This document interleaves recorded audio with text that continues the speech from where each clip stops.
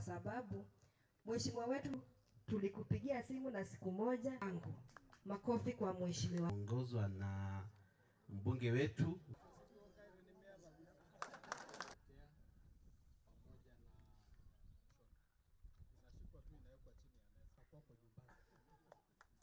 Tuko na changamoto.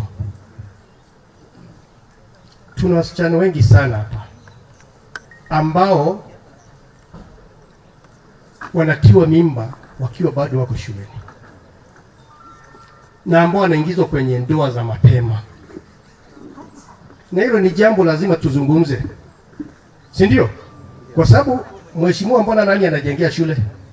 Kuna maana yote ya kujenga shule na hakuna watoto ambao wataenda pale? Hatusemi kwamba wasichana wadogo wazae ndio waende shule, tunasema kwamba wapate watoto wakati wao ukifika.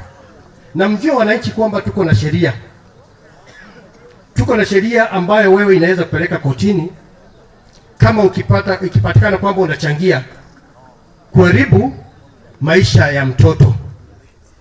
Kwa sekta ya elimu ambayo niko na passion sana, hakuna serikali imewahi kuandika the highest number of teachers like the government of William Samoei Ruto. In 3 years imeandika walimu zaidi ya 100,000. Mmesema hapa mko na waziri anaitwa Soipan, si ni mama na ni wakili. Baba yake kama angepeleka yeye shule angekuwa wakili, angekuwa waziri. Sasa sisi, wewe jiulize, huyo msichana wako ambao uko naye kwa nyumba, Mungu amekubariki akakupa bure, unaweza taka siku moja akuwe waziri? Unaweza taka siku moja akuwe waziri?